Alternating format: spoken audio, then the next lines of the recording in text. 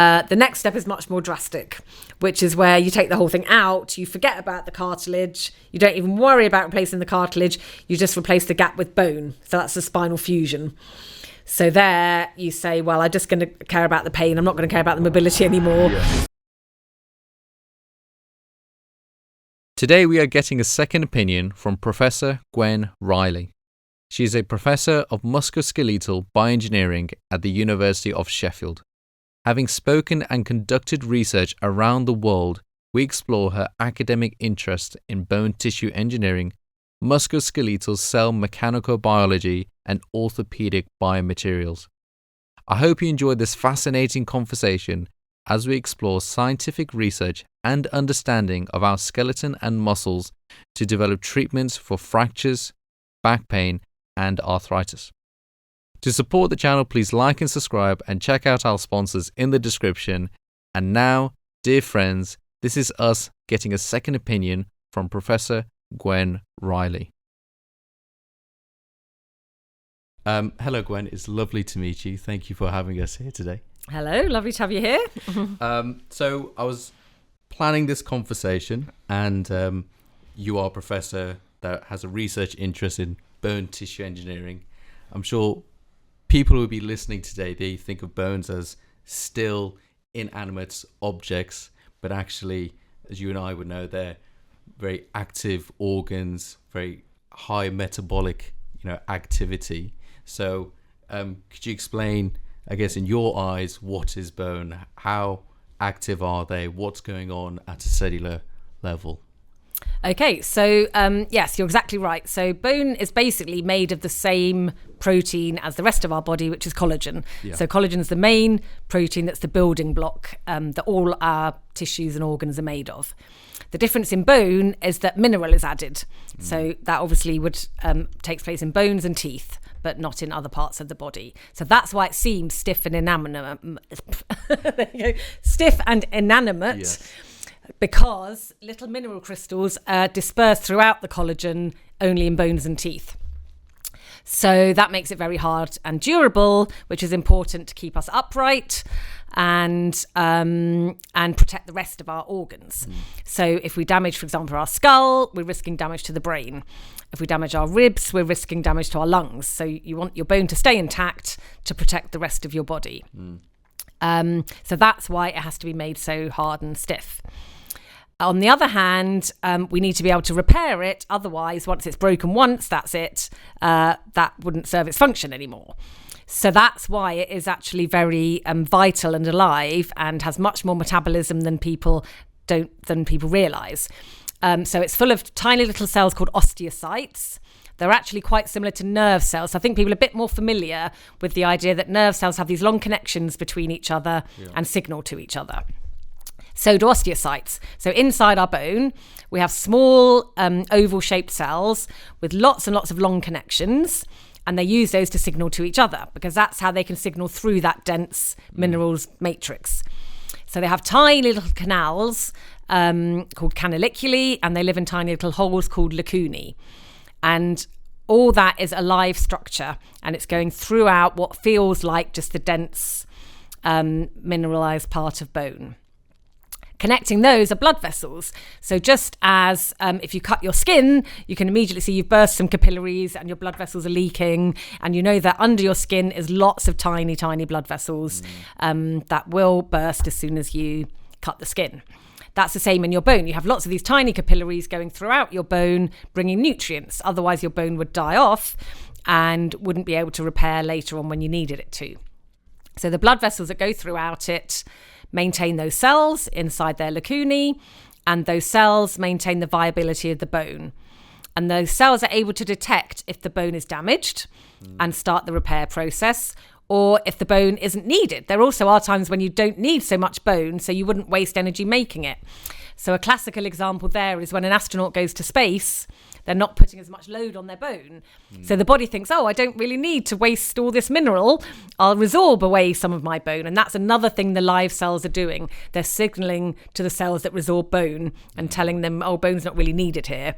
So they're helping put new bone down where it is needed, where it's broken, and take bone away where it's not particularly needed because you're not exercising as much. Thank you very much. That's really interesting. I remember in my first or second year lecture, we had an orthopaedic surgeon. He came in and he was explaining the structure of bone, and he actually got these two plastic type, small little bone structures, and he got two med students to come down, one stronger rugby lad med student than someone else, and he got the rugby lad to hold on to the I think it was more collagen based, this structure, and then the other person, he held a structure that was more mineral based, I believe. And then when he asked them to break it, the one that was very mineralized but didn't have the collagen, that would just snap instantly.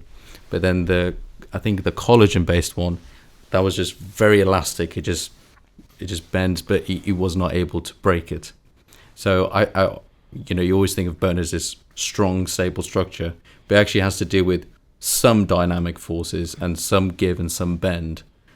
Otherwise, it would just fracture very easily, of course. Exactly. Yeah. So what you're describing is if you have only mineral, yes, you would get a brittle fracture. So when a crack starts, it just goes all the way through and snaps it in two, like a crack in a pane of glass. Yeah. When you have something quite soft like collagen or rubber, you might think of it, like you said, it's got elastic properties, a bit like not as elastic an elastic band, but it's very flexible.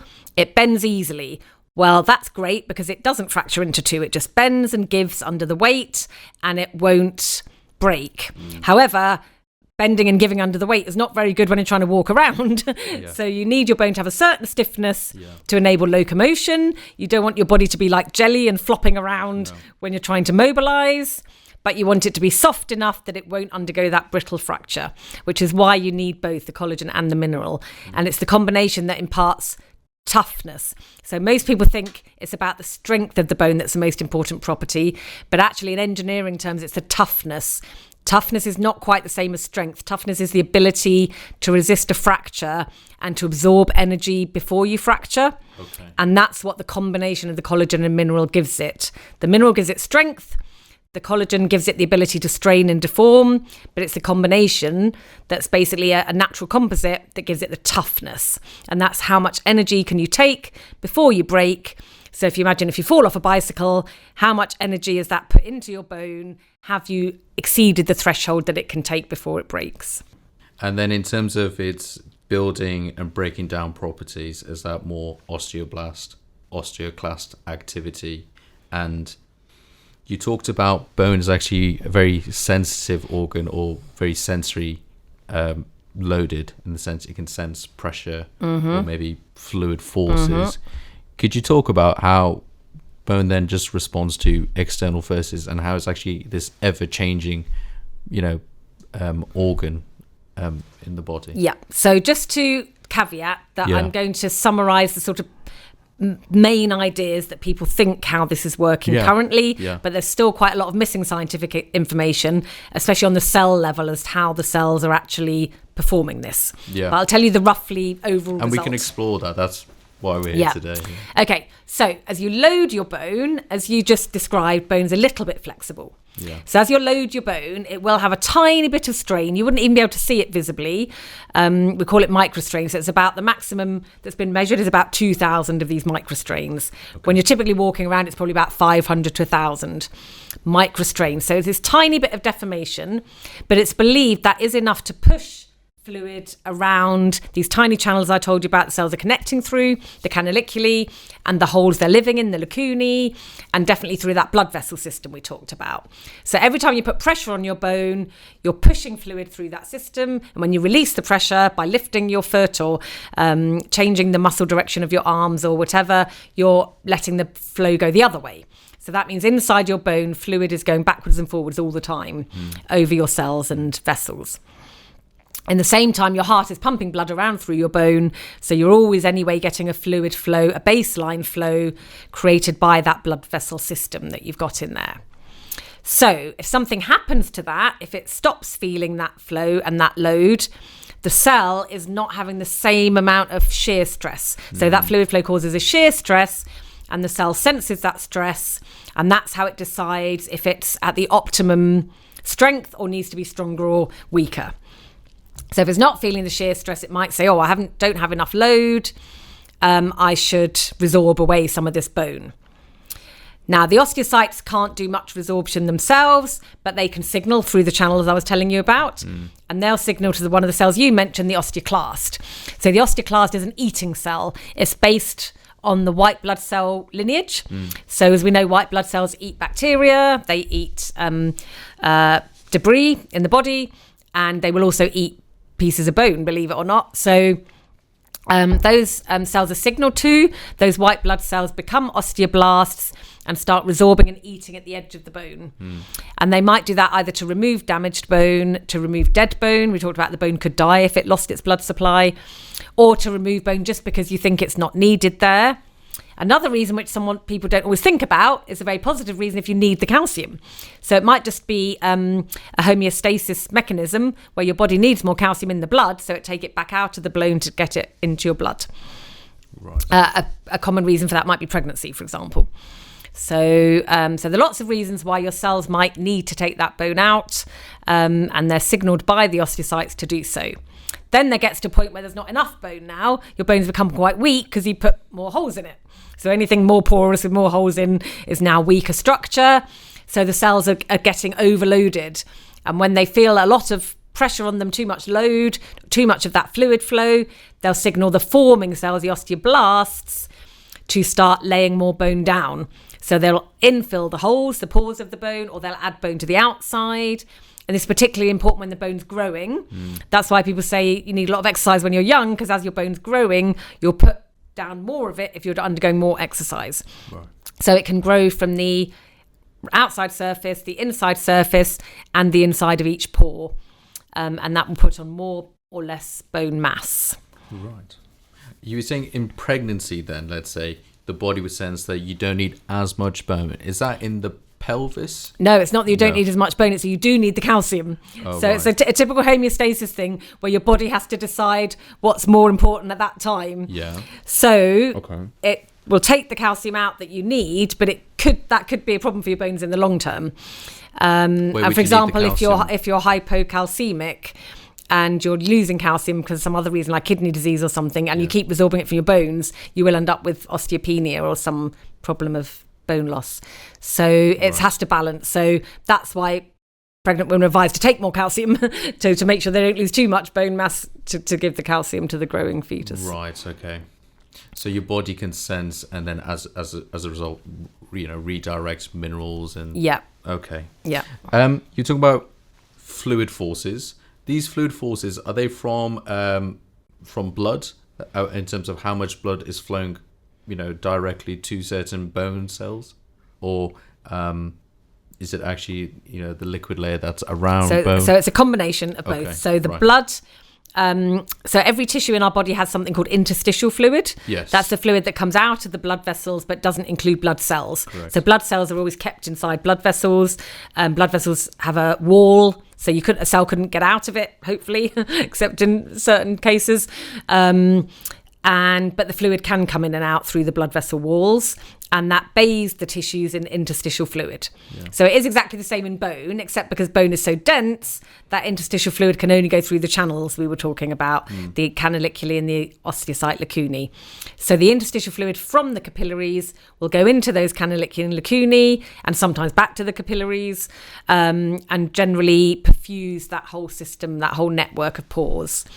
Right. So around each bone cell, there won't be direct contact with blood. That will be interstitial fluid, but it will contain proteins and hormones that have come from the blood. Yeah. The interstitial fluid, that, yes, as you said, is the fluid that sits outside of blood vessels. Yeah. But is that interstitial fluid sitting on top of bones, or is there periosteal fluid that sits on top of bones? And how would those fluid levels actually change then during, let's say, stress or... Yeah, so it's basically all of those things. So the periosteum, which we've not discussed yet, so good to bring it up. Okay. So the periosteum is a layer of soft tissue that surrounds a whole bone. So you have one periosteum surrounding one single bone, like the tibia would have a sheet of periosteum all around it. The femur would have a sheet of periosteum all around it. And that periosteum is very rich in collagen and very rich in stem cells, and it helps in bone repair. It brings cells to the area, and it also protects the outer layer of the bone. So you're right, that would also contain a lot of interstitial fluid in the periosteum. That fluid would exchange with the fluid in the canaliculi, because the canaliculi extend right to the edge of the bone. So the canaliculi go from the edge of the bone, the periosteum, all the way to the endosteum, which is the inside layer, across the whole bone structure. So if it's a long bone, let's say if you took a cross section through a femur in the middle, you would have what looks like very dense bone, but that would have these canaliculi going all the way across, and you wouldn't really see many pores. If you took a cross section at the head of the femur, you would see lots and lots of pores. That would be your trabecular bone. Inside that trabecular bone would be bone marrow, and that bone marrow would have an exchange of fluid with the periosteum that's coming up to the cartilage that's the very top of the head of the femur. Oh, right. Okay. Does that make sense? Is that because at the ends of the femur, the head, that's where it's most metabolic activity, most regeneration is occurring, or most growth? Is that why? It's more the other way around. Oh, right, because okay. it's trabecular, those things are happening. So where you have trabecular bone is where you need to be lighter. Okay. And what you need to be lighter at the ends of long bones because you need to be larger. So if you think about the fact that at the end of a long bone you have a joint, and at the joint you've got a lot of pressure. So you've got the compression of the two ends rubbing against each other. If you only had a very small joint with a small surface area, you'd then have a really high load on that tiny area, and that would cause a risk of damage. So what you do is you need a large surface area to spread the load. But if you had a large surface area of the same density of the rest of the bone, it would be extremely heavy and rigid. And we just talked about you don't want it too rigid. You need that little bit of give, especially in your joints where you want to allow movement. So you make the bone very porous so that it have a larger surface area and be quite lightweight within those regions where you need it to spread out and be wider. So, but then those spaces in those pores give you space to have the metabolic activity. So that's why it's a great place to store bone marrow, because you have all these holes. So you can put the fatty marrow in there for storage of energy, and then you can have the red marrow for fabrication of blood cells, and it's an ideal location to have it.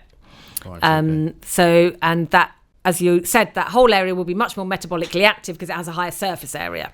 So what we were talking about with the resorption and the formation, you've got many more surface that you can resorb and form. So when resorption and formation starts happening, it tends to be in those trabecular spongy areas more. Okay. Yeah.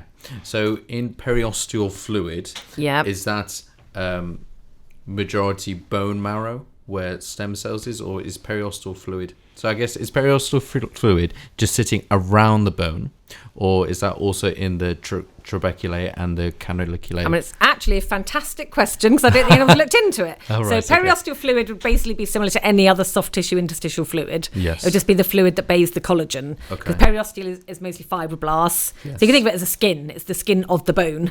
So it's fibroblasts and collagen with some other cells, a lot of stem cells ready to repair bone. Yeah. Now that fluid, as I said, because that's lying directly on the bone, that will exchange with the interstitial fluid of the bone. Yes. Which in turn will exchange with the interstitial fluid of the bone marrow. So all of those are connected. There's no barrier between exchange across any of those, but they are spatially segregated. So I don't think anyone's looked at, for example, how fast could a protein cross from the periosteal fluid to the bone marrow fluid. I don't think that's ever been investigated. It's actually a very interesting question. But there's no reason why it couldn't. But I don't think anyone's looked at how much that does happen, or whether spatial segregation tends to just keep them a little bit separated. Okay. Yeah. And then in terms of bone marrow then, so you said bone marrow sits in the canaliculi system, and that contains stem cells. No, that's osteocytes sit in the canaliculi system. Osteocytes sit in the canaliculi. Bone marrow sits in the pores of the trabecular bone. Right, okay then. And in terms of bone marrow, that contains stem cells to allow for, and I guess, are these bone marrow, are they differentiating into osteocytes majority wise, or what cells then? Everything actually. It's a stem cell store, the bone marrow. So they have what's called mesenchymal stem cells. Yeah. So mesenchymal stem cells can differentiate into bone, cartilage, fat, tendon. They can be what's called stromal cells, which are supporting cells for blood vessels.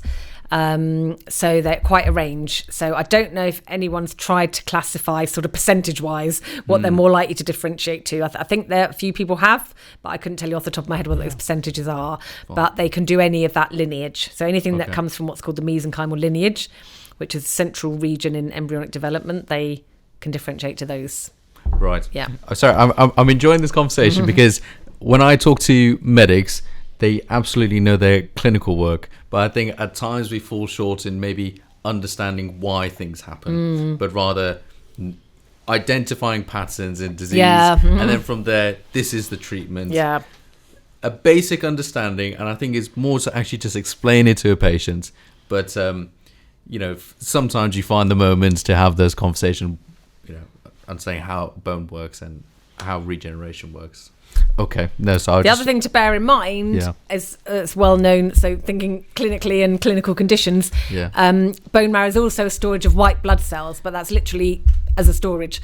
So these stromal cells, the mesenchymal-based marrow stromal cells, also support the hemopoietic stem cells, which will, when you need them, will come out of the bone marrow, so the white blood cells, and that's when you get things like you can have diseases such as leukemia and whatever, where bone marrow replacement is needed because you need to replenish the stem cells of that white blood cell lineage. So in, let's say, more advanced bone disease, not necessarily in a certain area, but let's say like leukemia, is that why you may get systemic diseases across the whole body in multiple systems, because it's affecting bone marrow stem cells, which differentiate into many cells, not just bone cells, but various cells. Okay, so yes, the only thing is I'm not a white blood cell expert, so I don't know the specifics of which cells leukemia affects. If it's only the hemopoietic lineage, it won't affect those ones that differentiate to bone and cartilage and that line, because that's a whole separate lineage of mesenchymal stem cells. It's just that's where they reside inside the bone marrow.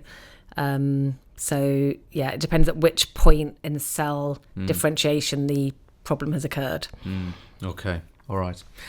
So you are a professor in musculoskeletal bioengineering.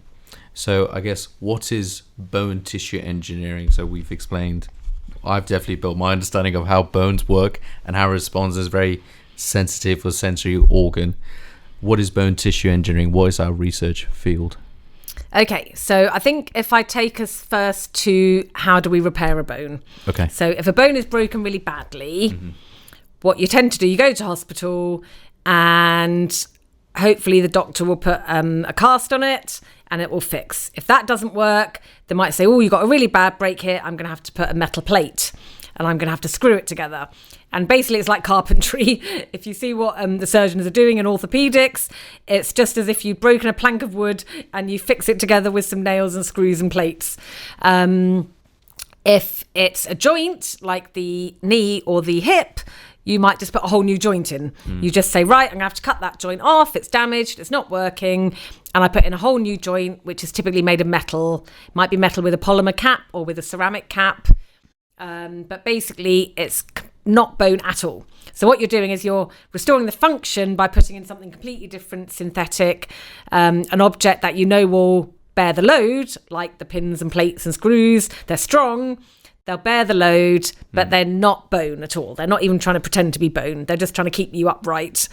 Same with the hip implant. It's just trying to let your hip move again without pain.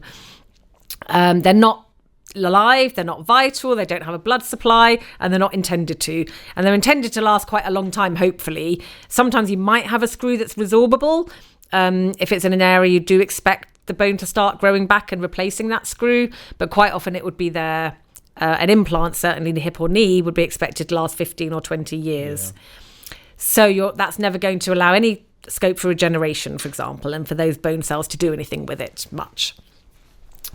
So the idea of bone tissue engineering is, wouldn't it be better to replace the bone rather than have to put this device in that's a completely different material? Yeah. Okay. Well, how do you replace bone? So if we know those bone cells are alive and they're growing bone and resorbing bone when they get certain signals, the theory is, well, can't we work out how that's happening and then work out how to make bone ourselves? So, and there's two strategies you could use to do that. So the idea of tissue engineering is that you trick your cells into making the tissue you want, if you like. So you need tissue somewhere, it's not growing, it's broken, it's difficult to replace. So how do you make your cell decide it wants to make more? Yes. So a very typical way will be to create first some kind of artificial scaffold for it to grow on, because a cell will otherwise just normally be suspended in a fluid, and that's not going to provide any strength to your area. So you create a scaffold, and that scaffold could be made of the kind of things we make orthopaedic implants from. Could be a polymer or ceramic or a metal. But instead of being unvital, you would add those live cells so the cells could start making bone on top of your scaffold. Ideally, you wouldn't make the scaffold of metal, you'd made it of something degradable. So there's a lot of very popular polymers that are known to degrade. People use them in sutures, things like PLA or PCL, polycaprolactone, polylactic acid. We know they degrade in the body because they degrade when we make sutures out of them. So we could make the scaffold out of them, put those cells on, encourage the cells to make bone. You wouldn't even need the scaffold anymore eventually, and you would get this new piece of bone. That's the kind of ideal scenario. Now, if you could do that in the lab, you would then maybe possibly grow bone that you could then implant back. Or arguably a better way would be just to trick the bone to do that in the body, just to put the scaffold maybe together with growth factors. Some people are talking about genetic releasing, gene modifying scaffolds. Others talk about scaffolds that just attract cells, attract migration to the area, different ways of kind of tricking the cells internally in the body to repair the bone better and grow into this scaffold. So there's sort of two ideas behind it. Can we grow bone outside the body and then put it back in? Or can we help repair by the way we deliver these scaffolds and these nutrients or medication in a localized way to help repair inside the body? And both of those are being explored by tissue engineers, both for bone and lots of other organs. Then another thing we use it for is to grow bone purely for the lab. And you might say, well, why do you want to grow bone in a lab? Why do you need a piece of bone in the lab? And that's usually for experimental purposes. So let's say, for example, a systemic disease such as osteoporosis, that can't be fixed by tissue engineered bone because it's resorption of bone from all over your different parts of your body. So you can't just say, oh, I'm going to grow a new piece of bone and stick it in your hip because you still might have osteoporosis in your spine. That needs some kind of drug, medication, or some kind of systemic therapy. But using our tissue engineered bone, we can better test those drugs. We can do personalized medicine by making tissue engineered bone from different types of patients. We can genetically modify the bone to mimic certain diseases, genetic bone diseases. We can do drug testing on these little mini bone organs. And that way we could develop medicines for systemic diseases. So tissue engineering can both be used for localized repair and a systemic disease. That's the idea. These scaffolds that you build then, so these are bone matrices that you are able to create in the lab, and then from there you can do your experimentation, whether it's testing forces or how bones respond or how drugs will work on it. Exactly. So do you make matrices that are they replicate healthy bone, or is it actually diseased bone, or is it a kind of mixture of, well, is it both of them basically? Yeah, so in theory you could do both. So what I have to say is currently it's still at a very early stage in terms of the kind of structure you can produce. So while we can make bone chemically, let's say, so we're taking bone cells, we can grow collagen type 1, the main protein of bone. We can grow hydroxyapatite mineral, that's the main calcium phosphate type you find in bone. We can get those to produce some extracellular proteins that normally bind those two things. So you would get something that biochemically, if you analyze it, has the profile of bone. What we struggle to do in the lab is get the structure of bone. So that thing we were talking about with all the little lacunae, the canaliculi, the blood vessels growing through, that complex combination of cells with the co-culture, with the osteoclasts and osteoblasts, that is extremely difficult to do in the lab because it's so tightly controlled at a systemic level by such a combination of different hormones, different cell signals from such a range of cell types, and it requires a long time. So what we don't have in the lab is that dense white structure you see when you look at a bone, that's not yet possible to grow in the lab. Okay. So what we grow in the lab would rather, like, so scientifically it's called osteoid. It's a very early type of bone matrix, the type of bone matrix that occurs in development or occurs in the very first stage of fracture repair. So it's a kind of a disorganized collagen network with some mineral spotted around in it. And it's what you would see in the very early stage of bone development.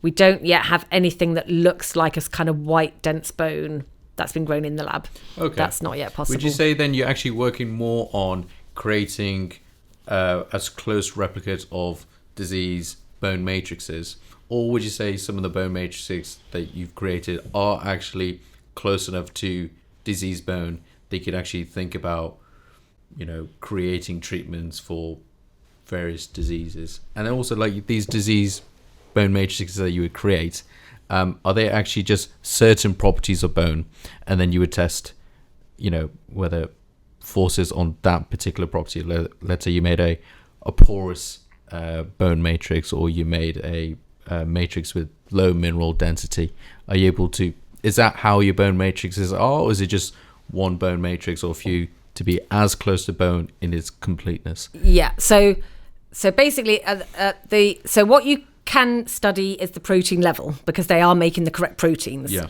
So I'll give you an example of a disease that's a disease of protein, so it's the easiest one to think about, which is called osteogenesis imperfecta. Yeah. So in osteogenesis imperfecta, in the most simple version, there are different types, but one of the types is a mutation of type 1 collagen of one of the subunits. So that subunit is damaged and doesn't make a straight fibre of collagen in the way that a healthy person would. So that's kind of easy to visualise. Yeah. So our healthy cells make our nice straight collagen. A cell from a patient who has osteogenesis imperfecta would make a not well organised collagen. It would still be there, but it would be wouldn't be the nice fibre shape. It wouldn't be, collagen is basically like a rope-like structure, and it just doesn't make ropes if you look at it that way. So that we can mimic, because that's at the protein level. We can get good protein synthesis in the lab, and we also can do certain tricks to make it grow straighter. So one of those tricks we do is making aligning fibre scaffolds. So let's say I said the polymer I talked about, polycaprolactone. We can grow polycaprolactone in a non-woven mat. It looks a bit like felt. Or we can grow it in a very straight mat where all the fibres are parallel. That would look like, let's think what it would look like. That has a lot of parallel fibres. I can't tell you non-biology because that's like tendon, but if you don't know, I have to think of something later.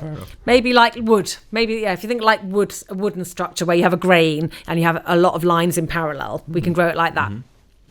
So when we grow it on those very straight wood-like structures, the collagen grows straight. And when we grow it on the felt-like higgledy-piggledy structure, the collagen also grows higgledy-piggledy. Interesting. And what we find with a cell from an osteogenesis imperfecta is it can't grow as straight because of the deformed collagen. So even if we put it on the straight structure, the wooden-like structure, it won't align along the grain the way that a healthy cell would. So that is we can do in the lab, which means we could then play around with that, right? We could see, what if I fix the mutation in the collagen? Will it now grow straight? Or is there any drug that can support collagen production that would help it grow straighter?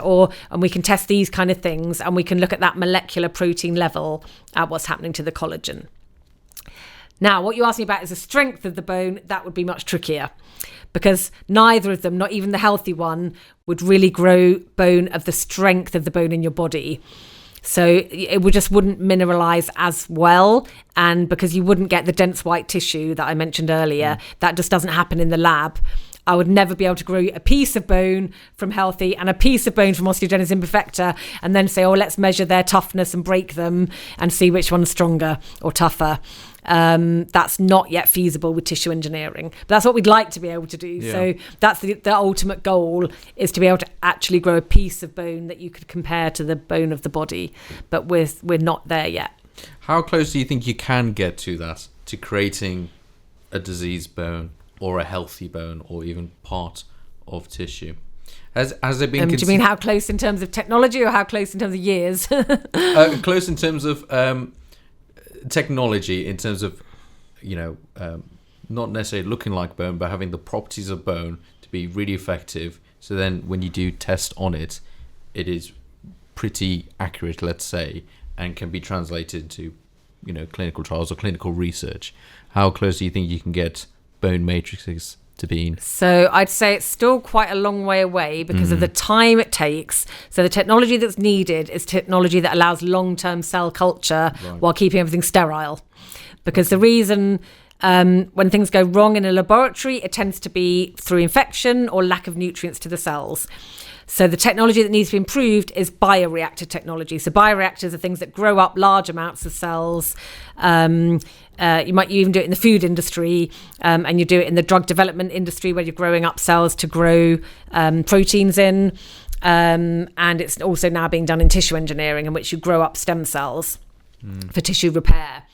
But those bioreactors need to grow bone. They probably need to be able to operate for 2 or 3 months without getting infected, damage, while still providing nutrients even to the dense part of the tissue as it gets denser, and whilst providing some kind of loading, because as we said before, bone responds to loading. So if you grow bone just floating in media or in a gel, it won't mineralize anyway, because it's not needing to mineralize. It doesn't have that force that it's trying to resist. So that bioreactor would also need to apply a compressive or a tensile force continuously or on and off to encourage the mineral to actually form to get that bone stronger. So it has to be a really complex kind of almost robotic-like continuous flow system. And there's bioreactors with bits of those technologies around, but no one's yet built one that could do all that for months and months, that could get it to that stage and allow enough time for experimentation. Exactly. And then you'd want to right. So but that's not necessarily a problem, because as I said, what we do grow is more like the developing stage or the osteoid stage. So we can still understand quite a lot just from looking at those protein structures I was mentioning, in terms of predicting then what the bone would look like that grew from that. Yeah. So rather than trying to grow the bone for 3 months, we can just say, well, given the collagen looks like this and the biochemistry of the mineral is like this, this is not going to be a strong enough bone. I can sort of already tell because the collagen's not aligning properly or whatever.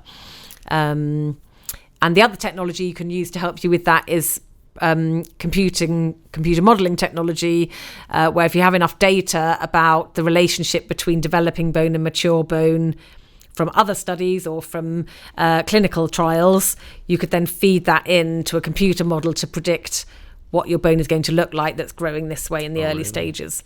Right. So you might use what's called in silico medicine, a sort of mimic of bone growth in the computer to help you with that.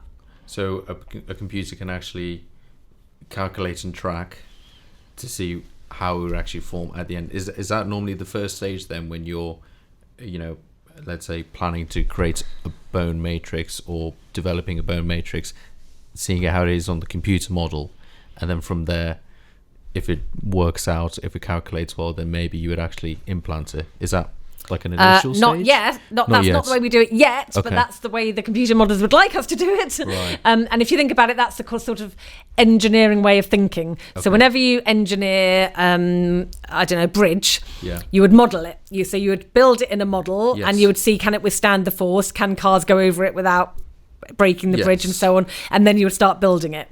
To be honest, in tissue engineering, we've tended to do that the other way round. So we've tended to just start building, see what happens. So get our scaffold, get our cells, start building, let's see what it looks like, and then worry about, maybe we should have actually modelled this shape or modelled this structure. So now a lot of people are saying, shouldn't we do it more like other types of engineering? Since it's called tissue engineering, we should be following engineering principles. So some people are now, especially in terms of the scaffold design, creating a lot of computer scaffolds, working out what the strongest one is, and then making it based on that. And that's become possible because of 3D printing technologies, because that you can design a scaffold in a computer and then print it exactly as the computer's told you, which you couldn't really do before 3D printing. But now we have 3D printing technology. That is a possible way to do it. The next level that you were describing of actually predicting the bone, of course, needs a lot more information. So in terms of optimizing the scaffold using a computer, that's fairly straightforward. Then how does the computer know how much bone is going to grow? It needs a lot of experimental data to predict that properly. So there probably isn't the data there to do that yet. But once enough people have experimented and given it the computer some baseline data, you could then start making some predictive models of, if I have this many cells and I add this much growth factor, and my bone tends to grow at this rate per millimetre per day, how long till I get a good enough bone? Once you had that information, the computer could predict it. So as I always say with computer models, it's rubbish in, rubbish out. If it doesn't have good data in, it's going to tell you a rubbish answer. So it does need good experimental data to start with, or it won't predict anything sensible.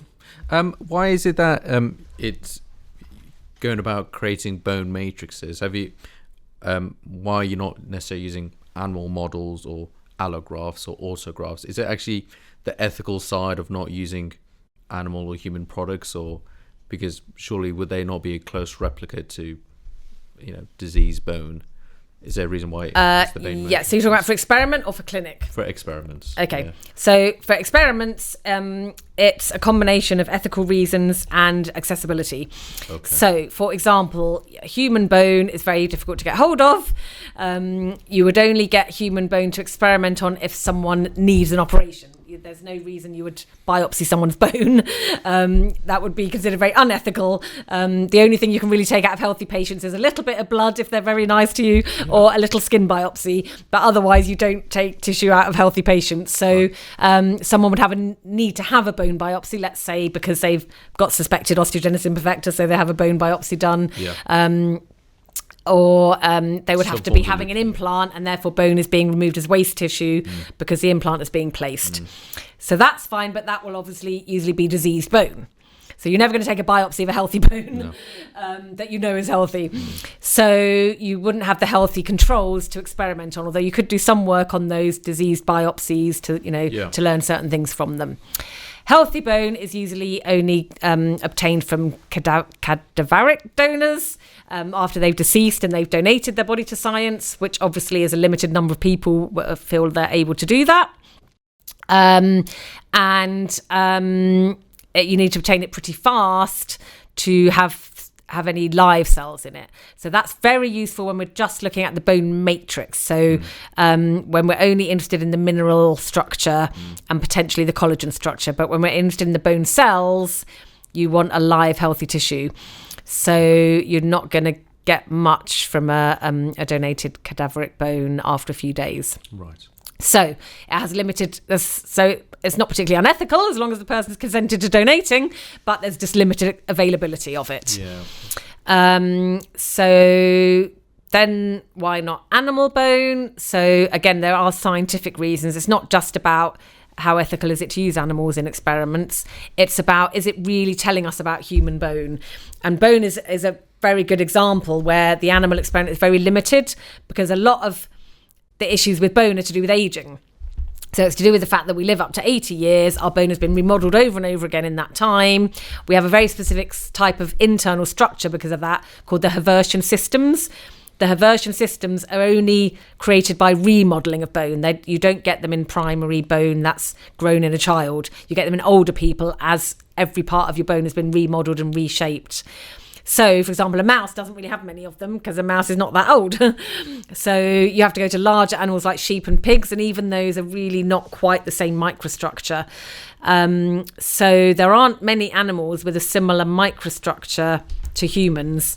And then, of course, you have a completely different loading because of us being bipedal.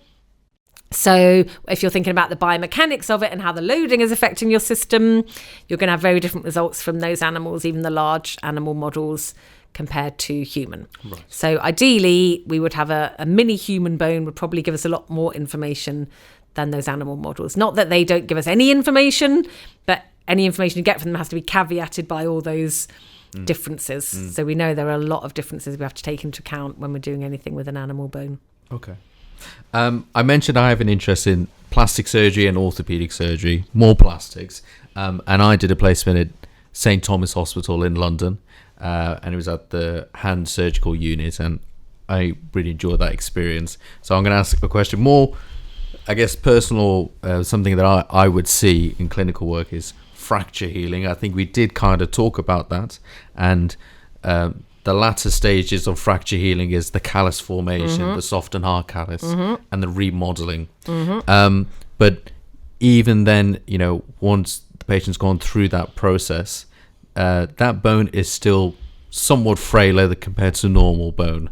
Bone that you've mentioned, bone has regenerative properties, but why is it then that it only has like this partial regenerative properties in, let's say, major or major injuries, whether someone's fractured their bone? Why doesn't it not completely regenerate?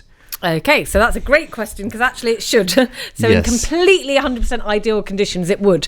So the biologically, bone does have the ability to completely regenerate. Okay. So why it often doesn't in real life is several reasons. So one is if the fracture is really complex and therefore the bone doesn't fit back. So for the bone to regenerate completely, the crack has to go back exactly how it was, and then it can grow back over that crack, and it will then remodel it back to normal.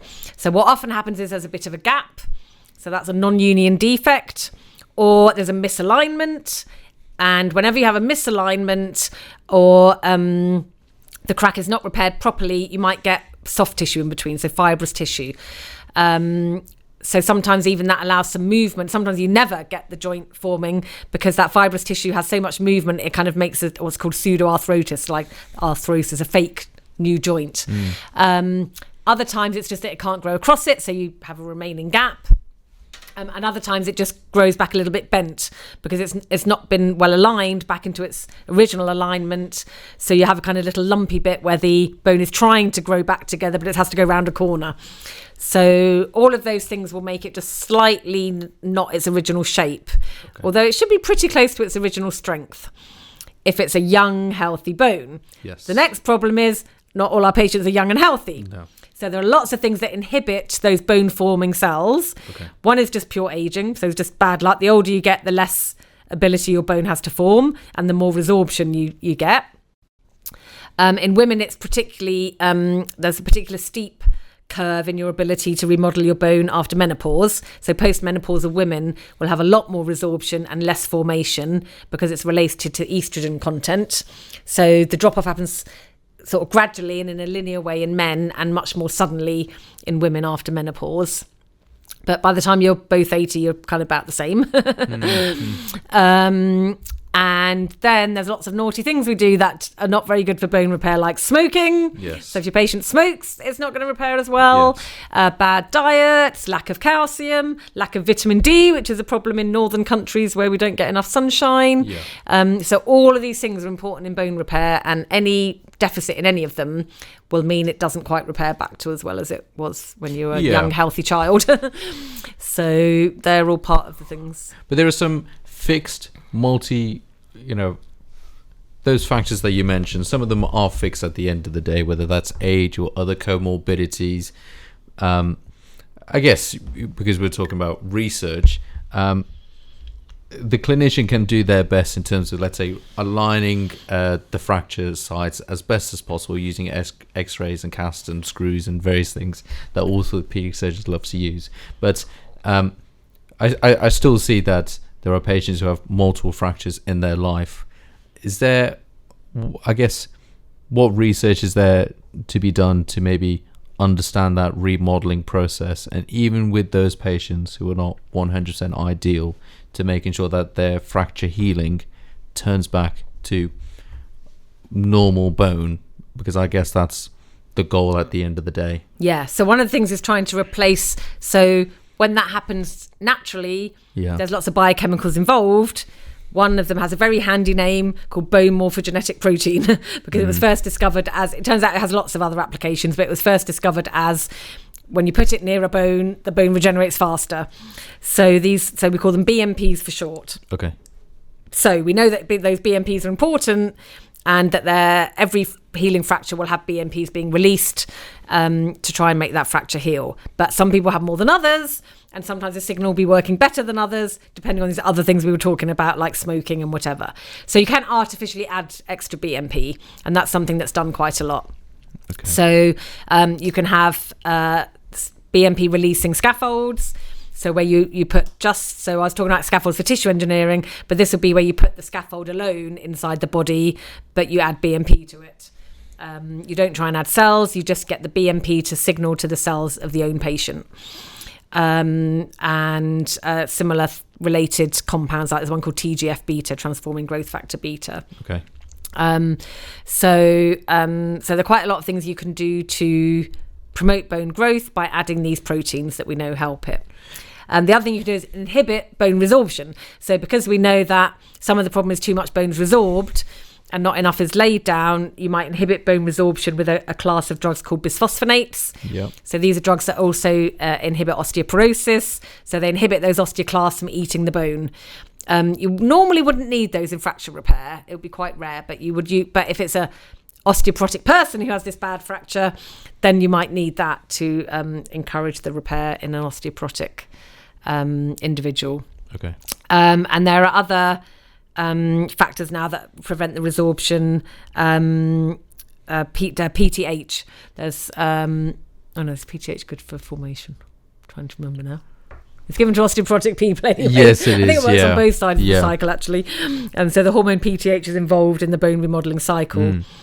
But again, I don't hear of that being used that much for fracture repair, because the trouble is fracture repair is very complex because you want resorption and formation. Yeah.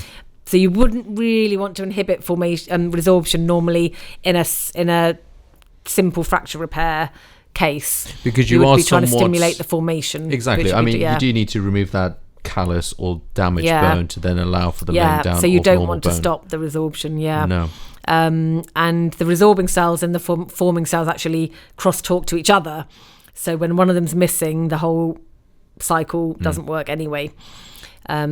So those drugs are rather used where you have too much resorption going on in osteoporosis and related diseases. How does BMP work when you apply it at the bone? That's an excellent question. Okay, fine. Biochemically, I'm not 100% sure. Okay. What I know is it triggers those mesenchymal stem cells to become like osteoblasts. Yes. So it promotes the differentiation process. If you have a lot of precursor cells in the area, it'll push them to actually mature into an osteoblast and start making more matrix. Yeah. I think it also pushes osteoblast. It just accelerates that matrix forming process. So an osteoblast subjected to BMP will just make more matrix. How it does it in terms of exactly what protein it's attaching to and how it crosses the cell membrane and those kind of things, I don't know those details, I'm afraid. Okay. But they're kind of molecular biology details of how it gets into the cell and undertakes its actions. But I guess tissue engineering could work at any stage of the fracture healing process. It doesn't necessarily have to work at the initial stages. It could be, we were talking about burn surgery, and to treat scars you give laser treatment because you break down the scar tissue to allow for skin to heal.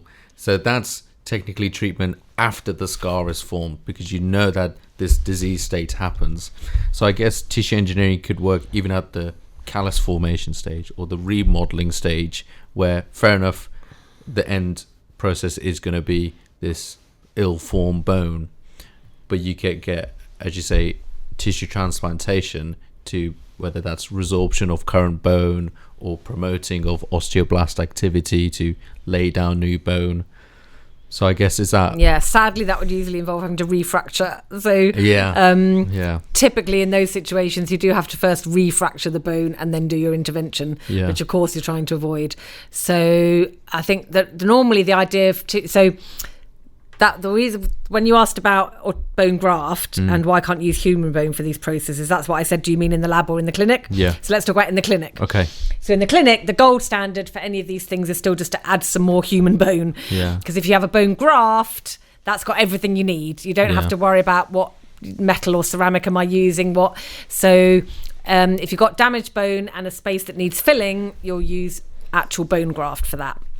Why can't we use bone graft for everything? Because that patient doesn't want to lose too much bone from somewhere else. So typically you take bone graft from the hip, from the iliac crest, and you can only take a very small piece of it before that person's hip is damaged. So when someone needs a small surgery and they just need a bit more bone to help regenerate or help fill a gap, or help where there's been non-healing and you've had to refracture, you'll get that bit of bone graft, probably crush it up, put it back in the body.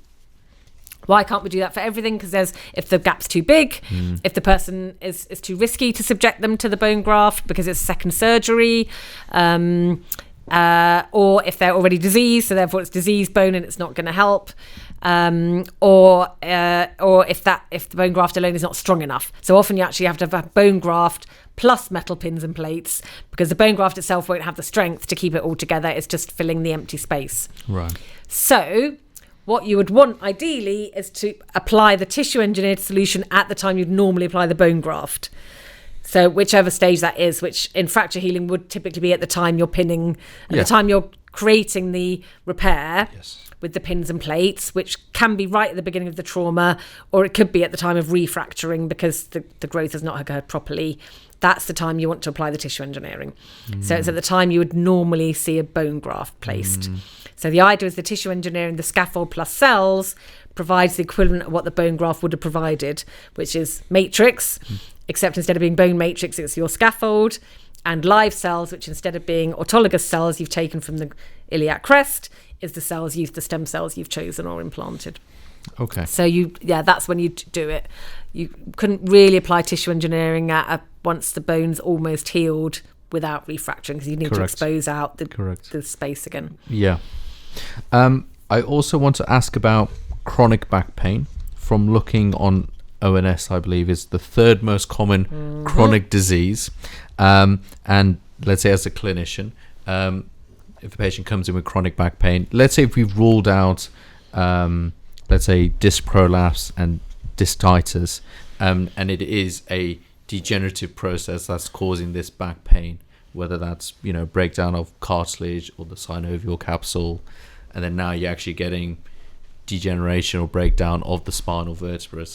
Why is there only, I guess, a partial regeneration of those cells?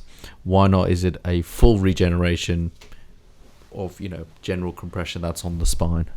Okay, so this is a really fascinating area, and it's an area I've started working in lately because of exactly what you said, that it's one of the most common conditions and extremely difficult to treat. So first we have to look at how the vertebra and the intervertebral discs look, and what each part is made of. So in the disc that's between the vertebrae, you have a very, very soft centre, the nucleus pulposus, which is made purely of cartilage and is extremely jelly-like. So you could poke it. It's like a jelly you would eat. It's floppy and wobbly and pokeable. That's surrounded by a different type of cartilage. It's not such a traditional type. It's called fibrocartilage. Okay. And it's also a bit white and jelly-ish, but quite stiff because it has a lot of collagen fibres all aligned. So we're talking about having a grain. So these have a grain, and they make a cylinder around the nucleus pulposus. So they completely surround it, sort of like a cocoon around that jelly-like centre. Then on the top and bottom of that, that's where your bone is. So you've got this very soft jelly, and then you've got this medium soft fibrous cartilage structure. Then you've got bone. So when the disc gets damaged, it's almost always the cartilage that gets damaged first, unless it was a road traffic accident trauma where you might actually fracture the vertebra, but that's quite rare. So it's pretty rare to directly have the bone of your spine damaged. Yeah, it's the cartilage, because the cartilage is much softer. So it makes logical sense it's going to get damaged first. So the first thing that happens is those discs, that inside soft part starts bulging out. So normally it's damage to the fibrous annulus fibrosus, it's called, the cocoon part.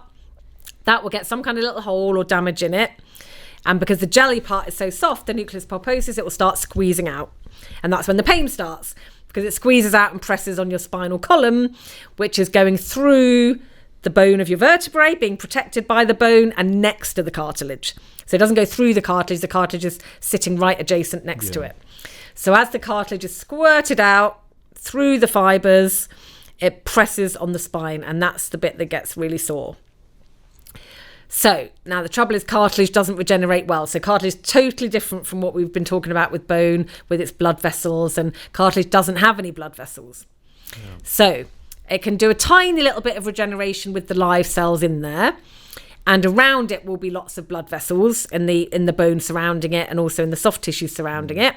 So you'll get a little bit of resorption of that cartilage that's in the wrong place. But in the end, you quite often have to manually go there and suck out the cartilage that's in the wrong place. It won't always self-resorb, and it won't go back in its hole because it won't go the other way. So what you've got now, even if it's resorbed naturally, which is the best case scenario, or if you've done a little microsurgery to take it out, which is the next best case scenario, you now have a disc that doesn't have any jelly in the middle anymore. So your disc is now weaker. So you're saying, why does it carry on degenerating? What happens now is you have a worse load on your disc because you haven't got the jelly resisting compression. Yes. And all that fibrous part just gets more and more damaged. Yes. Because it's not got any reinforcement. So if there's anything left, it starts squirting out more, or it might be now an empty disc and it just collapses more easily. Once your discs are that degenerated, then your bone will start degenerating because your bone's now getting overloaded. And usually you're going to have the confounding factor that this is now a person getting more elderly, so their spine anyway is getting more porous. So all the vertebrae in the spine, just like the other bones, will be subjected to osteoporosis that we were talking about.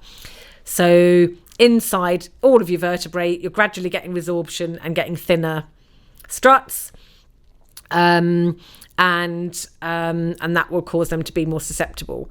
Now, interestingly, it's very complex what's happening to the bone as that cartilage disc regenerates, because especially in a younger, healthier patient, actually you might start getting thicker bone initially because it's trying to compensate.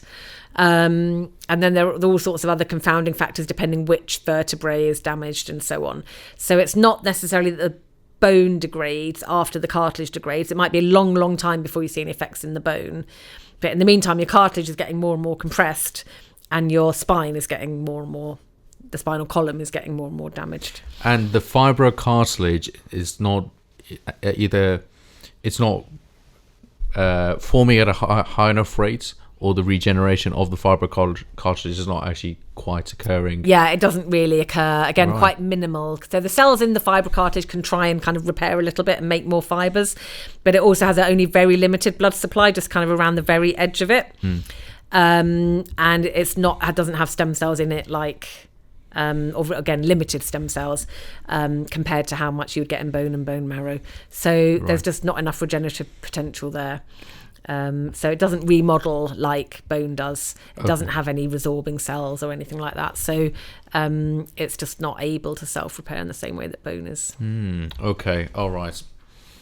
So I guess in terms of treating it for tissue engineering, I guess how would that occur? Would it be tissue transplantation of more fibrocartilage into that intervertebral space?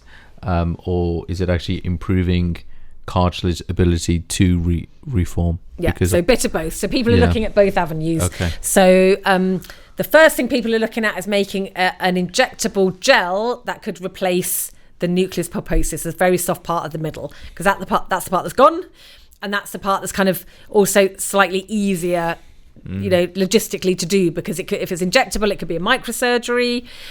You also don't have to worry too much about printing it or the shape it's going to be. It would fill the shape that it had to fill the gap of the patient. So the idea is you would inject a gel with some kind of cells, could be stem cells or cartilage cells, and those would go and fill that empty space. Then, how do you stop it squeezing out again? So you would need to effect some kind of repair of the fibrocartilage, maybe a patch, or maybe you would just suture, so there's different ways of looking at how might you then repair the fibrocartilage, and would that need to be cell-based? So that could be a patch, for example, that was more fibrous than the gel, so you might make a patch out of one of the polymer fibres I was telling you about. You might make a little scaffold that was one of those woven mats, non-woven mats. You might put fibrocartilage cells into that, or stem cells, and hope that would repair the outside. The next step is much more drastic, which is where you take the whole thing out, you forget about the cartilage, you don't even worry about replacing the cartilage, you just replace the gap with bone. So that's the spinal fusion. So there you say, well, I'm just going to care about the pain. I'm not going to care about the mobility anymore. Yeah. And you fuse the vertebrae, but of course you don't want to fuse them and put the two vertebrae close together because that would bend the spinal column. You have to keep the gap exactly the size it was. And you do that by putting in a bone graft. So that goes back to, so then tissue engineering could be used as the bone graft substitute.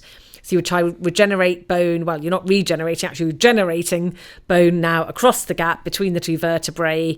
You're doing that with a scaffold and bone stem cells, but you're not trying to mimic cartilage. You're just trying to fuse the gap and stop the spine being damaged, the spinal nerve being damaged. So they're the three ways. So first one obviously is most ideal. If we could repair the nucleus pulposus by injection, it would be the cheapest, most non-invasive, best surgery for the patient, if you can get it to work and not just create a second herniated disc. If you can repair the fibrocartilage as well, it's likely to work for longer. And in the worst case, if you can't repair the cartilage at all, can we at least tissue engineer bone to get a better spinal fusion? Because even spinal fusion, I think, only has a 50% success rate, if I'm right in that. So it's a really horrible surgery, extremely invasive, extremely risky, and still 50% of the time it needs to be revisited. Yeah, exactly. So it's really inefficient. I think I'm somewhat scared of that answer because you've explained it's, I guess, somewhat inevitable then that back pain will develop because the cartilage, the fibrocartilage, doesn't actually have that great regenerative abilities. So I've always, because I'm now developing some sort of back pain, and I'm thinking, well, I don't think there's much more I could have really done to, I guess, prevent it, because you are going to apply pressure to your back, and you always apply pressure whether you're sitting or standing or running. Yes, but so that's where that's really the best avenue, is to do with better understanding of those loading conditions, because even cartilage cells, so I said bone cells are kind of well known to regenerate and remodel in response to loading, but cartilage cells do also respond to loading. They don't have quite that potential to completely turn over, but if cartilage is loaded the right way, it will make more cartilage, it will make more proteoglycans, it will make better, stronger cartilage. And if it's loaded the wrong way, it will start degrading. So that's the ultimate cause of osteoarthritis. So there are ways of better loading the spine, relieving the load, physiotherapy and exercise that would give you the strongest disc possible. So it's not completely hopeless. There are definitely, but we don't quite understand what those are. So that's where going back to computer models and in silico medicine, that's where that could really come in and be helpful. If you had a really good scan of somebody's spine, you can put that into your computer model and say, well, if I load it from here for an hour, what's going to happen to these discs? If I load it this way for an hour, what's going to happen to these discs? Sorry, that's no good for the radio. So if I'm loading it from top to bottom compared to if I'm loading it side to side, how are all those things going to affect the internal loading on that disc? And which of those are likely to damage and which of those are likely to help it make stronger cartilage? So if we understood that better, I think that would prevent some of the back pain problems, because we would prevent the wrong type of loading and we could encourage the right type of loading that strengthens the disc. Exactly, and then you can create effective treatments, non-invasive treatments like physio or exercises or what is the correct posture, or let's say ideal posture if I'm coming with back pain compared to, hip pain or knee pain. Or that's interesting to hear. All right. So it's not completely, and again, just as we were talking about BMPs, there are factors that help reinforce cartilage, different kind of growth factors. So there are some of those being looked at in terms of could they reinforce cartilage for similar disease, osteoarthritis or spinal repair, and again help it get to the stage where it needs that to be removed, help prevent that degeneration. Right. It's always fascinating to hear how the body actually works, because I'm more worried about it working and treating disease. So thank you for that. I want to talk about, I guess, your research lab. How is because I just want to understand how research is actually conducted at a university. So what is the makeup of your team? I guess, who's involved, staff members or lab work? What is that structure? Right, so I'm an academic who teaches and researches. Yes. And that's like the most typical situation. Yeah. So we'll start from there. But I'm not a clinician. So, No. so if you're an academic who teaches and researches, you tend to be given some space by the university. So the university will, if you're an experimentalist, you'll be told, okay, what kind of equipment do you need to do your work? Who do you need to work with? And you'll be assigned a space that will have some of your most basic equipment. Yep. So in my case, that's cell culture and being able to test the mechanical properties of something. So I have the basic class 2 cell culture cabinet and machines that can measure how strong my biomaterial is. So that's something I would get as part of the job. It's kind of the equipment you need for the job. Yeah. Anything beyond that we do have to ask. So we have to apply. Typically to the government, unless a particular university is feeling very rich and it decides to have an internal call. That's quite rare, to be honest. But what we do have is government funding for research activities where we say, I need this for my research. I'm going to tell you this. So I'm going to do research on back pain, for example. You gave a really good example there. So I could say I've invented a new gel that I think will really help people with back pain, but I need to experiment on some discs in my lab. I need to maybe extract some discs from pigs. So we're talking about using an animal model. I want to test the loading. I'm going to put my gel in. I'm going to test them in loading again. For that, I'll need this much money. And then the government body that funds research decides whether to give me that money or not. As we get those different kinds of projects in, we'll start buying extra equipment, or some of that will be what we call consumables. It'll only be used in one experiment and then not again. And some of it will be equipment that then stays in the lab for the future work in that area. So as you get more senior within a university, you would start accumulating these pieces of equipment and kit you need to do your tests. And you would start basically getting your research group bigger and doing more complex tests, as you can afford more complex equipment. Then in terms of the personnel who would work there, again, they're normally funded completely separately. They're not university employees per se. They're people you fund by writing these research grants. Per project. So usually per project. Okay. So when you write the research grant to look at a disc, I would say, well, to do that, I'm going to need somebody who's got time to test all these discs and do all this loading and look at the type of cartilage that's there and so on. So that would be called a postdoctoral researcher. Normally, that would be someone who's got a PhD, who knows what cartilage is, knows how to do the tests, and they would be employed full-time to do that project. So currently, actually, in my group, I don't have any postdoctoral researchers because I don't have that level of funding, but that's something I could get on and off. So these are people that come in and out of the research group, depending on the project's needs, what projects you've got running and what personnel they need. Right. On the other hand, we have PhD students that are also funded on a project basis, but completely separately. So I could write a project that's specifically for a PhD student to do, and I wouldn't need a big grant for that. I would just need the studentship. So again, the government funds a certain number of studentships per year, which they award to universities, and they say, this year you can have 30 PhD students. You decide how you're going to assign them to projects. So a typical researcher in our faculty in engineering might have 4 or 5 PhD students ongoing. So some of those will be funded by the fact that the university has been given a quota by the government. Some of them will be funded by very specific small grants for PhDs, and some will be funded by the university for some strategic change. So they might, so I'll give you an example. Recently we had one between the medical school, the engineering department and the science department that was about cell mechanobiology. So it was 3 projects that needed that interdisciplinary team. And we strategically told the university this was an important area to go into, and therefore could they fund 3 studentships, and that was something that was done. So each student will get enough funding for the project and for their own maintenance to run that particular project. So that's independent of those other research grants I was telling you about. So I'd say in our biomaterials and tissue engineering field, typically amongst us, we probably have about 6 or 7 people that do research and teaching, and about another 6 or 7 postdoctoral researchers, and about 30 PhD students to 40. That would be kind of typical for a group of academics that's about 6 or 7 large. And then 2 labs between us. So, yeah, you would then have 2 labs within the Department of Material Science and Engineering.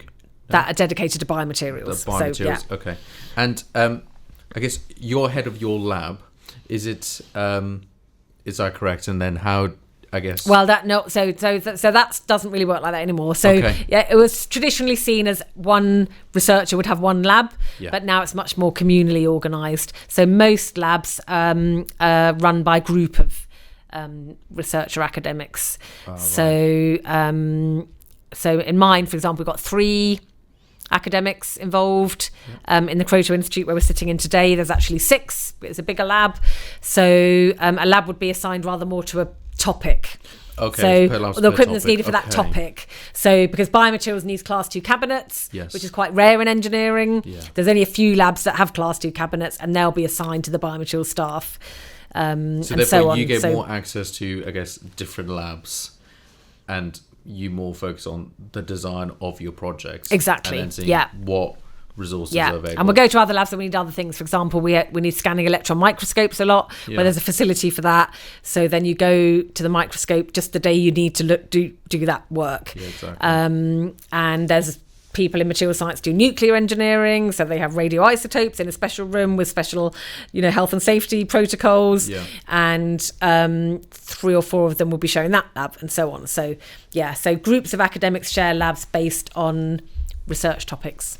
This is more of a funny question, but have you watched Big Bang at all on Netflix? It's a TV... The sitcom, The Big Bang Theory. Big Bang Theory. Yeah. There's a scene, for those who are listening, it's obviously 4 scientists, or I think they are professors or very senior academics. Throughout the show, they try and get more senior, don't they? Exactly. And there's a scene where Sheldon Cooper has been asked to attend this fundraiser dinner where he has to go and explain his research to fundraisers at the university, and he's not very keen to do it because he has to simplify his science or his passion for science to then go about to achieve funding or meet the university goals. Could you maybe talk about that relationship, that's where you're a scientist, you love science or bone tissue engineering, and you want to discover things, but then also you are a university staff member, you need to meet the university's expectations or goals, or let's say whatever research grants or government grants are available. Is that something that you have to think about then when you want to do your research, because there's goals or things you want to discover, but then you are also, let's say, at the University of Sheffield or any university? Yeah, there is. So I'd say it's not really affected by the university, especially a big university like University of Sheffield, because the University of Sheffield covers all research topics. So they don't particularly need you to focus on a certain area or not, because there's so many academics at the University of Sheffield that it all kind of gets covered one way or another. But the other example you gave of government funding that's much more significant. So the government it funds everything in theory, but it definitely goes through phases of strategically prioritising certain areas. So an obvious one with an obvious legitimate reason for it is energy.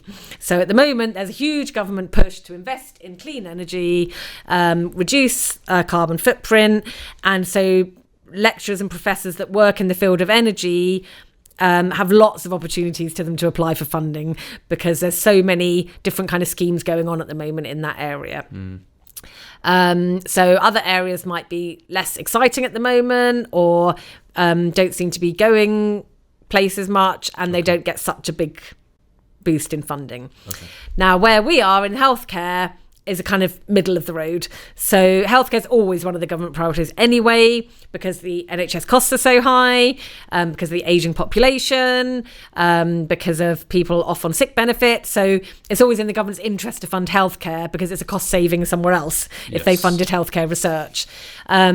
So we don't tend to have to worry too much about, is there going to be any funding in our broader area, our broader area of healthcare, because there always is quite a lot of funding in healthcare. Then, of course, it's whether people are interested in your very specific niche topic. And that can be a problem. So, for example, being in the niche topic of orthopaedics, you often struggle with the fact that people think, well, orthopaedics is not life-threatening. So it'd be nice to have a better bone implant. It'd be nice for people to be able to walk a bit sooner or whatever and not have so long in rehabilitation. But in the end, we don't have loads of the population dying of an orthopaedic problem. That's how people think. Back pain will happen eventually. Whereas cancer is kind of obviously very critical. Cardiovascular is the biggest cause of death, and so on. So you tend to see money going into things that are really obviously causes of mortality or morbidity, and other things that are kind of less popular initially.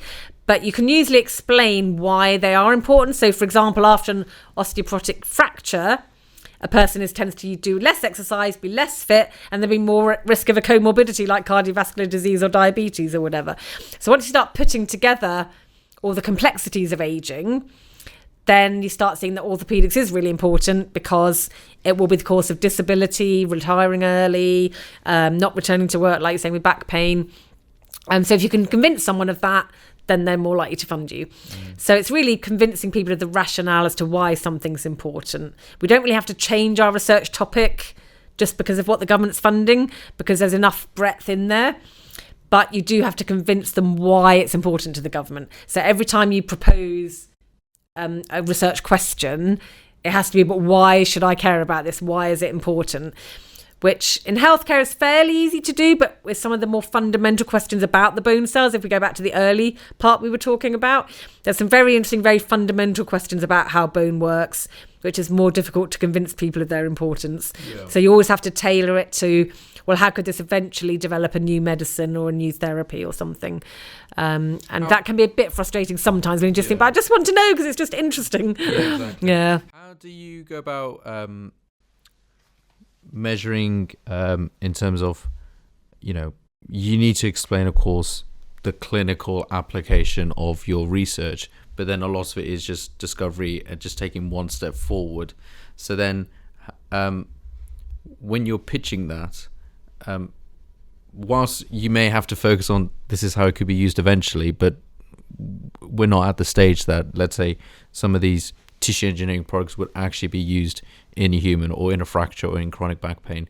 Is that a challenge then, explaining to people when you may have to talk about how it would actually be used, but then you're still not there yet? You still need to exactly. So it really is a challenge, and especially the fact that, of course, you don't yet know until you've done the experiment if it's going to work. Yeah. So it's the risk factor. So whenever you write a proposal and you ask for funding, you have to explain what you think the risk is. And again, it will kind of depend on that funder. So some funders don't mind funding high-risk research, and some funders are more conservative on that. For example, it would depend if you're applying to the government or to a medical charity. So medical charity naturally and logically wouldn't want to fund something too high risk because people have donated money to cure a disease. Yeah. And so they don't want to fund something that's only got a very small chance of curing that disease. The government might be a bit more happy to take that risk because they understand more the need for blue skies research in your field. But that would depend on the scheme. Is it a blue skies research scheme or is it a more applied scheme?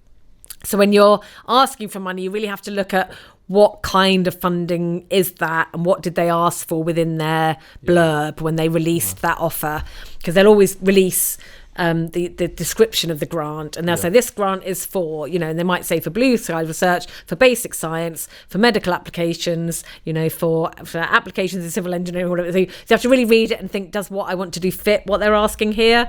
And if not, you might rather go to another scheme than try too hard to fit a square peg in a round hole. So there's no point trying to force something that really doesn't fit the remit. Better look for another remit. So that's kind of how we do it. We look at what they're asking for, how applied is it, and if I do something blue skies, what am I better asking somewhere else? Or the other thing is to explain that step by step how it could lead to that thing. So you might say, well, it is risky, but if it works, it could provide this huge benefit and could prevent low back pain for these thousands of people. So, and if it's a big potential gain with high risk, sometimes that will be funded because that's called high risk, high gain research, where, okay, it's risky, but if it does cure this thing's so important, it could still be worth taking the risk. Are there targets you have to meet? Because yes, you process projects and you complete that in a certain amount of time, but targets in the sense that when would this eventually lead to a clinical application, or when will something, I guess, be achieved or something be discovered? Do you have those pressures that puts on you? Because tissue engineering is, there's still a lot more that needs to be understood to then, create something of clinical relevance. How are targets placed on you? Not really, to be honest. Okay. I mean, if so, they are quite minor in terms of their targets, in terms of the results that should have been generated by then. Yeah. Not in terms of like a product or a clinical solution, unless at this stage, so at the sort of stage that my work would be. Yeah. So there are other types of grants based on clinical trials and so on, and those might have dates attached to them. And you might have to have got 100 patients enrolled by date X and have the results by date Y, depending on the scheme and how you've written it. And then, because anyway, any clinical trial is extremely expensive and you don't want patients enrolled for longer than necessary and so on. So those kind of projects would have very specific dates. But by the time you get to a clinical trial, you've done all that scientific development to have something that's good enough to go to a human anyway. Exactly. When it comes to the step before that, no one would really expect you to put those kind of targets and dates on it. It would be dates in terms of these experiments will have been done by this date, but the results, I don't know. They may show something interesting, they may not, or they may just show we need to do more work. And that is fine, that is expected, because these grants are usually reviewed by other scientists that are in a similar field.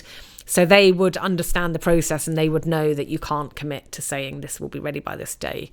It's not really expected, as you say, especially in a field like tissue engineering, which is still very nascent in terms of the applications are long term. It's not something that's being readily used in the clinic yet.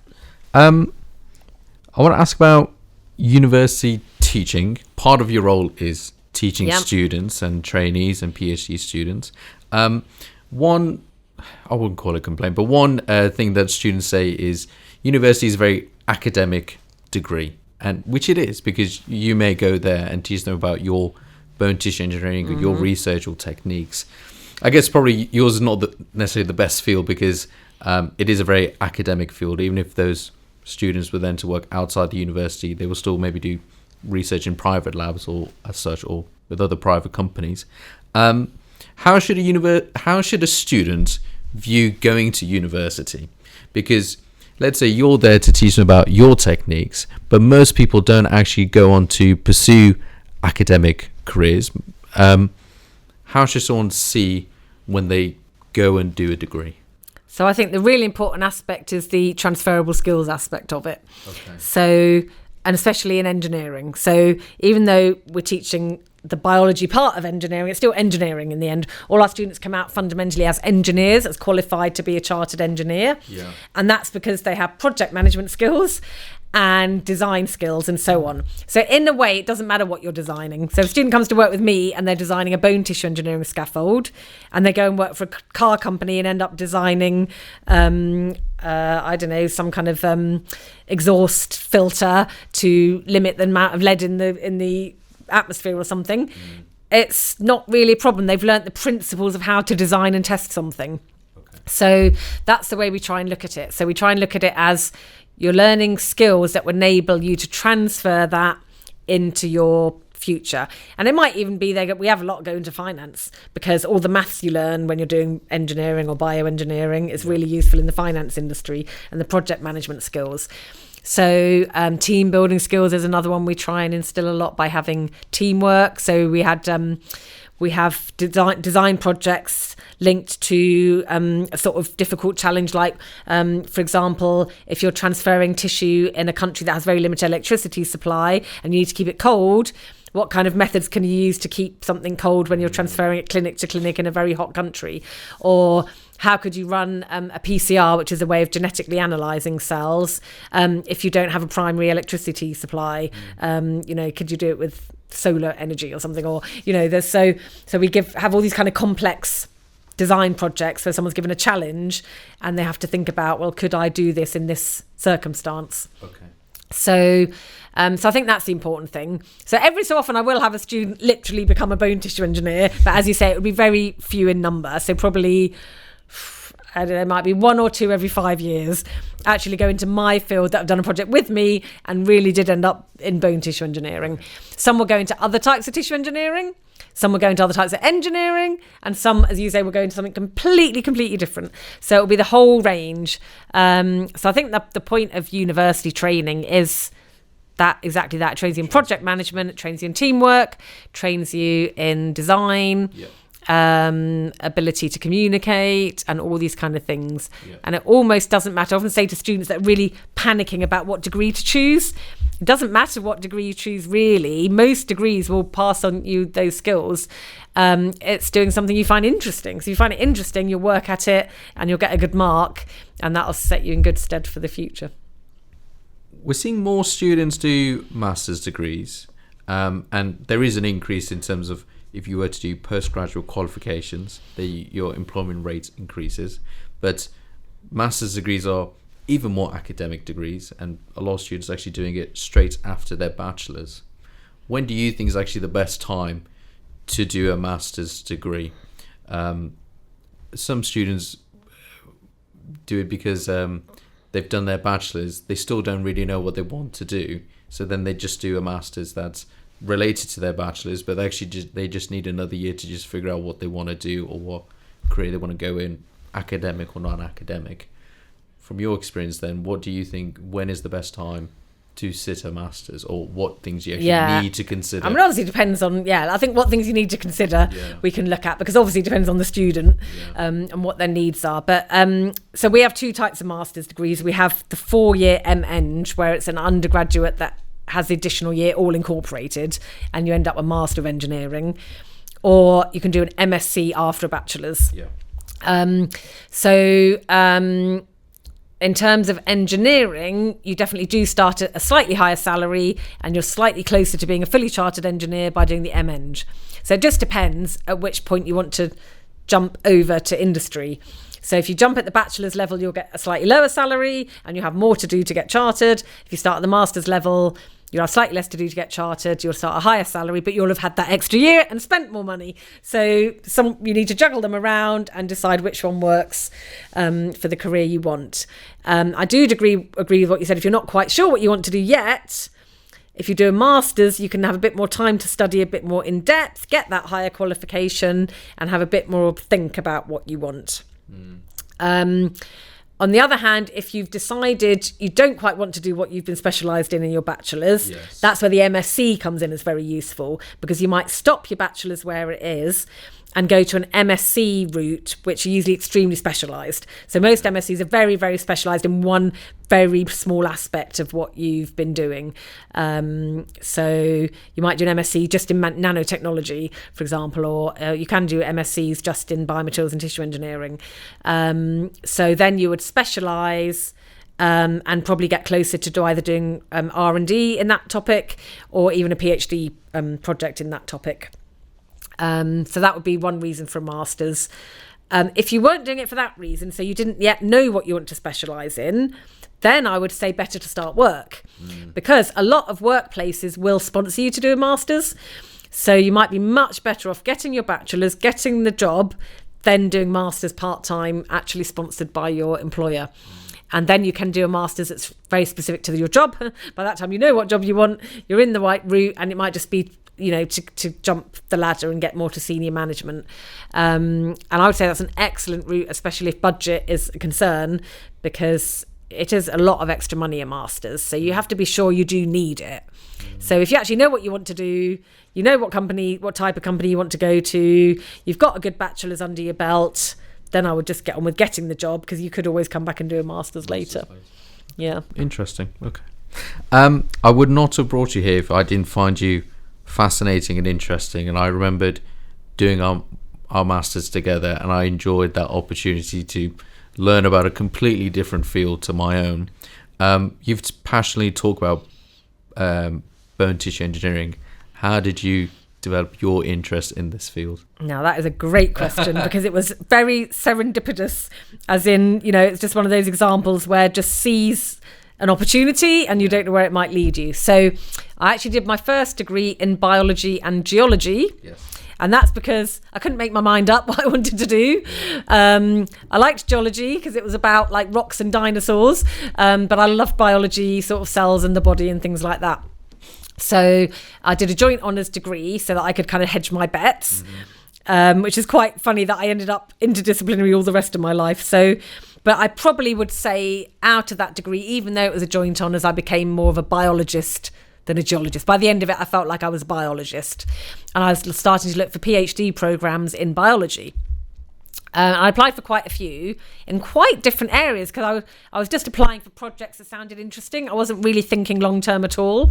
So one project was on bird bones in Bristol, but it was filled by somebody else. One project was actually here on bird migration, and it was what makes a bird migrate to which country, how do they decide where they're going next, which is fascinating, but would have taken me a completely different direction. And then the project I chose in the end was at the University of York, was on bone strength. Now, the reason I thought I might be interested in bone strength was because I was doing an undergraduate project about the strength of seaweed, of all weird things. And that was just because that was the project that came available. You know, when you're choosing your undergrad project, you often have very limited options. And I just thought, that sounds interesting, strength of seaweed. I lived by the sea at the time, so I'd grown up with lots of seaweed around me. So it just caught my eye. Okay, I'll choose that one then. Had no particular reason to think I was going to go into the seaweed field, which I didn't, but I did learn how to understand the strength of a biological material. And I hadn't done any engineering at that point. So, but because I had that under my belt, I had the right qualifications for the Strength in Bone project. And I really, really enjoyed it. So everything I've learned about bone that I told you today, about the osteocytes, the canaliculi, the osteoclasts, I learned at PhD level. I hadn't really learned that at undergraduate level because it was too specialised for the course I was on. I'd learned about the basic shapes of the bones and the femur and things like that, but not the internal structures. So I just found it really fascinating. And then my project went well, because it's fun breaking bones. So I constantly was cutting up little bits of bone, usually from the butchers, because it was free, and then putting it in a machine and breaking it and then getting a result. So it was the kind of project that generated lots of interesting data. It's quite a niche area at the time, understanding bone fracture. So it was easy to publish. So the whole thing just went so smoothly that by the end of it, I was like, well, I like this. This has gone well. So I'll carry on working in bones. And then it was just which direction within that field to go next. And that's when tissue engineering was a really hot topic and just coming on board as a new discipline. So I thought, well, I know a lot about bone. This hot topic tissue engineering sounds really cool. So I'll tissue engineer a bone. So but from then on, it was my previous expertise that led me to the next thing, because I would get recruited for research jobs based on the fact I already knew a lot about bones, and then that would lead to the next thing. And then eventually I got the job here because they were looking for someone who could do tissue engineering, and there was a niche in bone because they already had a good nerve tissue engineer and a good soft tissue engineer, but they didn't have a bone tissue engineer at the time. So that's kind of how it led. But I would say it was really my PhD that fundamentally determined the direction, not really my undergraduate degree. Yeah. So no, that's interesting. For those who are listening then, or I guess young university students or those interested in academia, what advice would you give them in terms of exploring their curiosities? That's what you've done. You've always gone through your curiosity and you actually developed an interest rather than having a goal. For those who are at university, whether it's academia or going into industry, what would you say is the best advice when they're still trying to figure out what they want to do? Yeah, in terms of what they want to figure out what to do, what's the best thing? Yeah, so it's exactly that. I'd say it's certainly 80 or 90% just do what interests you. If you find something interesting and fun and it drives you, then follow it, because there's a reason you're finding it interesting, and it probably is because you're well suited to that area. On the other hand, I would just say remember a few fundamental skills that kind of make you extremely employable, because in the end you need to eat. So, for example, one thing I regret is that I'm not very good at computer modelling, computer programming, all the things I've been telling you about in silico medicine. That's things my colleagues do. And I sort of regret that I didn't better pursue maths and modelling, because it's so fundamental to so many things, and I would have had even more avenues open. So I would say 80% follow what you're enjoying, but 10 or 20% stick to something you're finding difficult if you know it is a core technique that will open up doors. So don't neglect your kind of core techniques that make you very transferable, even if they're hard going, because you might really be pleased with that later.